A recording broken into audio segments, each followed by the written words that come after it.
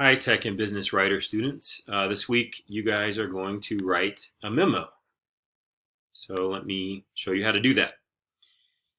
Now, a memo is something with the formality of, well, there's really nothing to compare it to. It's somewhere between an academic essay, not that formal, but it's more formal than an email. And this is something that you may end up writing for your organization, for your supervisor or your team, or perhaps the entire organization.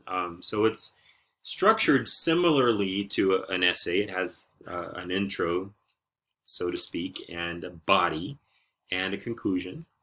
But again, it's not that formal, it's not that lengthy, it's not double spaced, but it is more formal in structure and intent than, say, an email.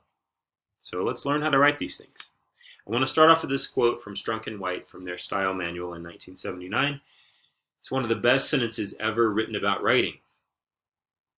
They say, and I hate reading from PowerPoints, but bear with me. A sentence should contain no unnecessary words, a paragraph no unnecessary sentences, for the same reason that a drawing should have no unnecessary lines and a machine no unnecessary parts.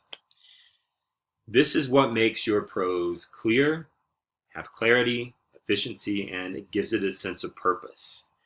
And this is the sort of balancing act that you need to walk when writing a memo. You want to include everything that's necessary, but only that. So this takes a little bit of forethought, a little bit of brainstorming and organizing, and again, knowing your audience and your purpose before you sit down and actually put the thing together. Memo is short for memorandum. It's one-on-one communication between a writer and a reader, in this case, you and your supervisor, or perhaps a group of readers, meaning your team, or this doesn't usually happen, but it might be with the entire organization or company. It is highly goal-oriented communication. That means that there is a very specific purpose behind it, and it's usually to request something or more likely to share information. Sometimes both. Just know that there's a clear-cut guideline, a clear-cut purpose behind writing memos. Typical memo format's pretty straightforward. There's a heading, a body, and a closing notation. Again, like an essay, the heading is sort of like your introduction. The body would be like your body paragraphs, and then your closing notation. And there are different ways to approach this. That would be similar to an essay's conclusion. But again, these aren't essays. They're shorter. They're less formal. They're not as fancy or as they're more readable and more accessible, I would say, than an essay. So don't get overwhelmed and start thinking that I'm asking you to write an essay. I'm not. This is typical memo format here. You've got your organization or company's name at the top, or some sort of letterhead, generally, to make it formal and official. It's titled Inter-Office Communication or Inter-Office Memorandum, or sometimes just Memorandum. This is specifically your heading right here, to, from, the subject of it, and make sure you give it a specific subject. Group meeting isn't really a specific subject, but group meeting about sales last week, that would be a little more specific. So the more specific, the better. Just don't get into the weeds with your subject line. Know when to cut back on the words. And then a date, written out formally with the month spelled out. Below that in the heading, you will include a very brief sentence or two statement of purpose. This is a brief but clear overview of the memo's purpose. Why are you writing this thing? Boom, you should be able to read that in a second or two and know. Now we start the body of the memo, and that includes summary and discussion. All right, your summary is for those who may not need to read the entire memo, but they need to be made aware of it. So they can just read the summary and leave out what follows, the discussion and recommendation. Or they might read the summary and decide, hey, they need to read the rest of it. But provide a summary that's somewhat more in-depth than your statement of purpose, that summarizes why you're writing this thing. What's it about? Remember, that's what summary is. You're giving a brief overview of the main idea here. You follow that with the meat of the hamburger here, which is the discussion. For this type of memo, you're going to include three paragraphs in your assignment. And notice that these are all single-spaced with extra space delineating the paragraphs. So what makes a paragraph a paragraph? Well, it's devoted to one idea. So you're going to have three separate ideas here in your discussion. That will make more sense when you read the assignment.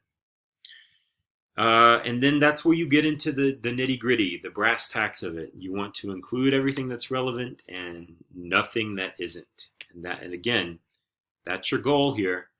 Give them all the information they need, but nothing they don't. You don't want your reader to check out on you. And then your conclusion is your closing notation. In this case, we're going to write a recommendation for your assignment. So not all memos end with a recommendation, but they should be concluded in some way with a final concluding thought. Here's typically where you'd address what you'd like the reader to do with this information. So that's it.